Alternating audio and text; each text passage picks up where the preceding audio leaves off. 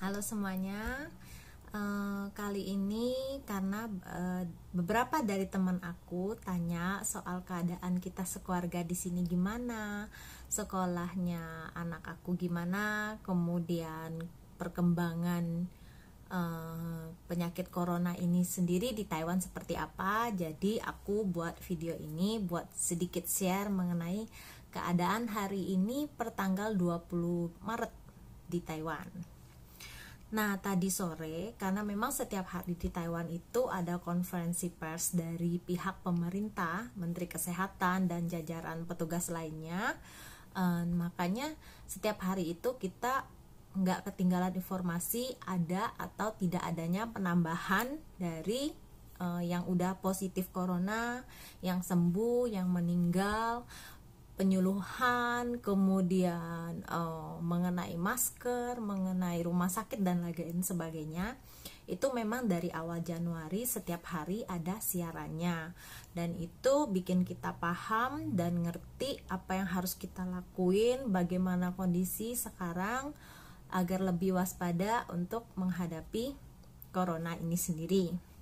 Nah, tadi sore itu sekitar jam 4 waktu Taiwan sudah diadakan lagi konferensi persnya seperti biasa, tapi kali ini memang sedikit mengejutkan karena angkanya itu naik lumayan signifikan. Dari kemarin yang jumlah positifnya 108, sekarang menjadi 135 orang, dan yang udah recover itu udah sembuh itu ada 28 orang. Dan yang untuk meninggal tadinya 1, sekarang hari ini bertambah 1 menjadi 2 orang. Menurut aku sih, menimbang Taiwan itu awalnya deket banget kan dengan Cina, tapi dalam waktu sampai dengan akhir Februari kemarin itu sebenarnya cuma ada sekitar 40 kasus dan masih tertangani dengan sangat baik. Namun memang di awal Maret karena efek dari negara-negara Eropa, Mesir yang banyak juga tertular corona, jadi turis-turis yang datang dari Taiwan ini untuk jalan-jalan ke sana, pas balik itu banyak yang kena. Akhirnya dari awal Maret sampai sekarang itu makin hari bertambah lumayan banyak. Walaupun memang penyebaran lokalnya sangat sedikit, karena 80%-an itu rata-rata memang mereka dapat dari luar dan setelah pulang itu segera terdeteksi. Memang untuk di Taiwan ini penanganannya itu lumayan cepat, terus memang banyak diakui negara luar bahwa untuk penanganan virus corona ini sendiri di Taiwan tergolong sangat baik.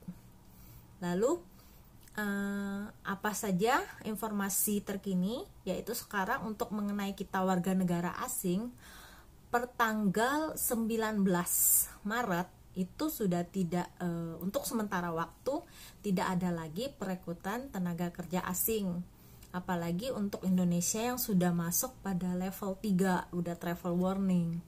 Nah, jadi sementara dari Indonesia itu untuk yang jalan-jalan, untuk yang mau kerja itu udah nggak bisa, sementara ini di stop. Nah, bagaimana sekarang kondisinya? Sekarang kita yang tinggal di sini seperti saya gitu kan, kalau seandainya kita mau pulang, pemerintah Taiwan itu tidak melarang, walaupun mencegah, dia tidak melarang, tapi dengan konsekuensinya kita nggak bisa balik sementara waktu di Taiwan. Nah, itu terkecuali kita punya IRC, itu sejenis ID card Taiwan tapi masih warga negara asing. Kemudian kita punya surat tugas diplomatik, terus kita juga punya surat keterangan usaha. Nah, itu masih boleh balik ke Taiwan dengan syarat di karantina 14 hari. Jadi otomatis buat para pekerja Indonesia yang ingin pulang pada saat Lebaran nanti, tentunya sementara udah nggak bisa, atau konsekuensinya ya kalian nggak bisa balik ke sini. So buat teman-teman ditahan dulu rindunya, mudah-mudahan virus ini cepat teratasi. Jadi yang mau pulang kampung, yang mau kangen-kangenan bisa balik ke kampung halaman. Nah, terus ada yang tanya, apakah ada orang Indonesia yang juga positif virus corona di Taiwan? Mungkin sebagian udah tahu karena udah beberapa waktu yang lalu ada satu orang pekerja migran Indonesia yang terjangkit virus corona. Jadi ceritanya dia itu secara temporary, secara sementara jaga orang tua yang sakit gitu kan. Terus karena masa kerjanya berakhir, dia baliklah ke tempat dia asalnya gitu kan. Terus si kakek ini ternyata positif corona. Dan kalau di Taiwan itu memang penanganannya cepat, jadi mereka segera tracing si kakek ini kontaknya sama siapa aja, terus dicarilah orang Indonesia itu. Nah, di awalnya memang sedikit kesusahan cari cewek ini karena dia itu ada masalah sama masa kerjanya. Jadi karena itu polisi sempat memakan sedikit waktu untuk cari, tapi sebenarnya nggak lama, itu langsung ketemu dan dia langsung dites. Alhasil ternyata dia juga positif corona, terus udah dikarantina. Cuma aku kurang tahu kalau dia udah keluar atau enggak, karena apa, kalau di Taiwan ini mungkin sedikit berbeda dengan Indonesia, karena kalau di Taiwan itu mereka itu cuma nyebutin umur, jenis kelamin, dapatnya dari mana, kemudian kondisi kesehatannya, tapi nggak disebutin dia tinggalnya di mana. Kalau dia pergi ke tempat-tempat umum selama dia belum terdeteksi, itu dikasih tahu.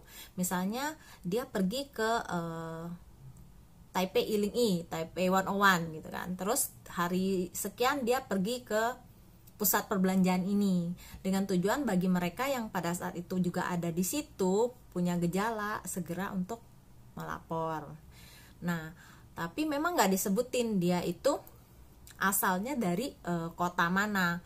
Pemerintah itu cuma menyebutkan bahwa dia berasal dari wilayah Taiwan daerah utara, misalnya daerah selatan, kemudian atau daerah tengah. Jadi nggak disebutin persis nama kotanya itu.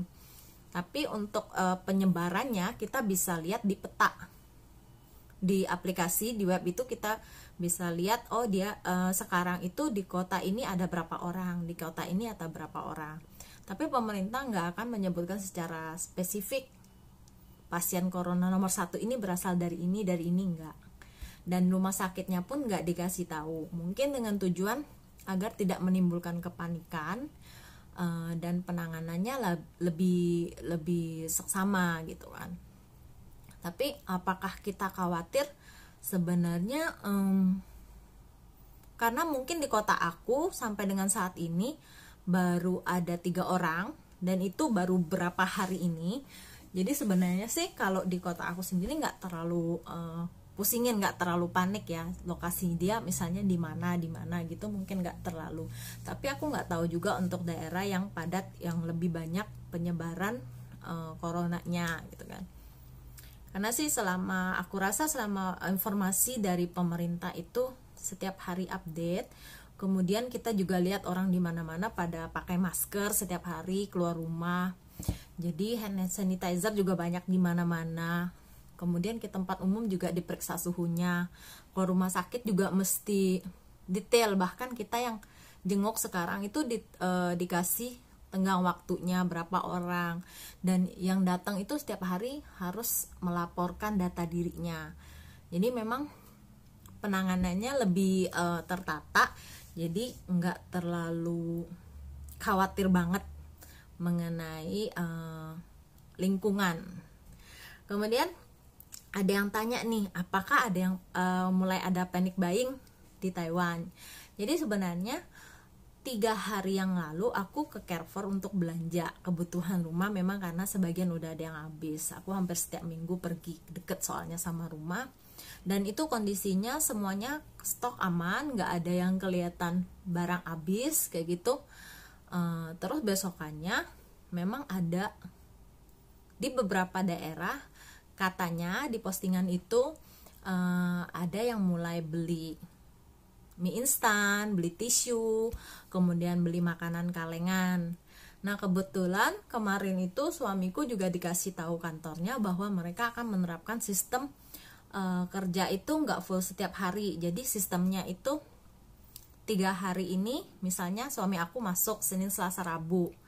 Nah Kamis Jumatnya dia libur. Minggu depannya dia liburnya di Senin, Selasa, Rabu, dan Kamis Jumatnya masuk. Jadi sistemnya giliran. Jadi dia bilang ya udah kita belanja agak banyak deh kebutuhan rumah gitu kan, takutnya misalnya sering di rumah juga makannya juga lebih banyak, kemudian takutnya tambah parah,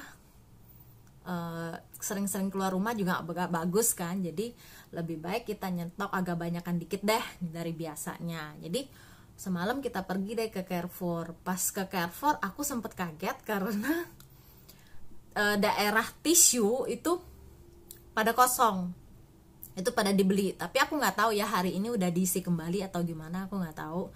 Terus untuk daerah mie instan, nah itu juga pada kosong, cuma masih ada sisa beberapa mie yang dari Korea gitu. Kalau yang mie dari Taiwannya itu udah pada diborong. Terus untuk makanan kaleng juga demikian, cuma sisa nggak banyak.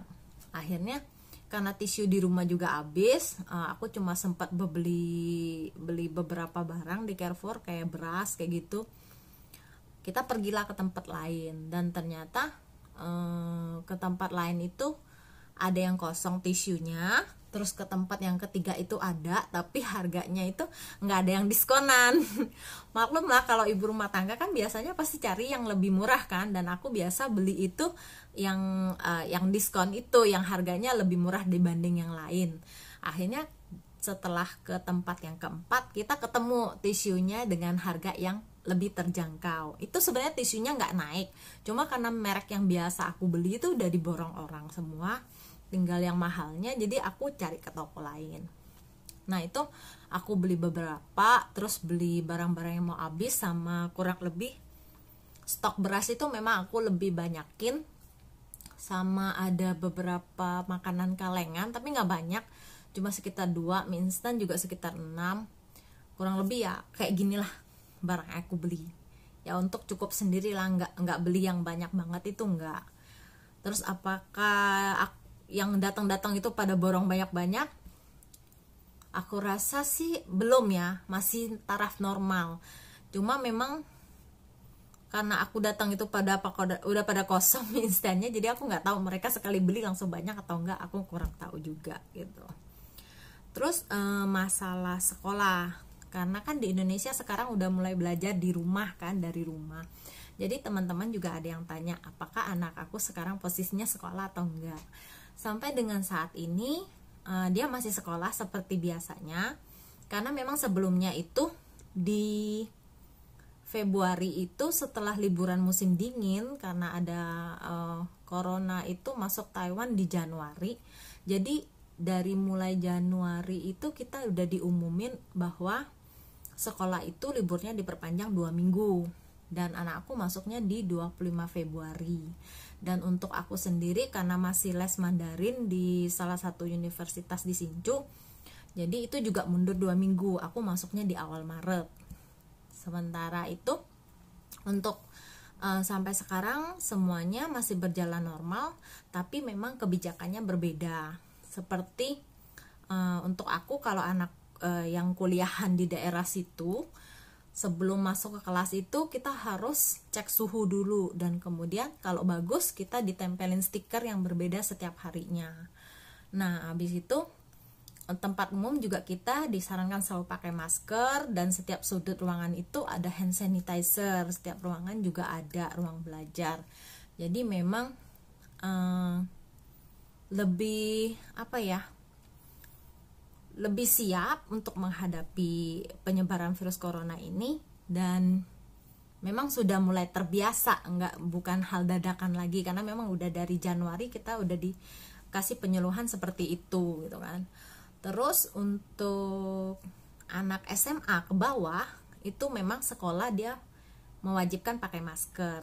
Nah kayak tempat anakku sekolah itu kalau mereka jam istirahat juga nggak boleh ke ruang sebelah, cuma boleh di kelas mereka dan di lapangan terbuka, nggak boleh main ke kelas lain gitu.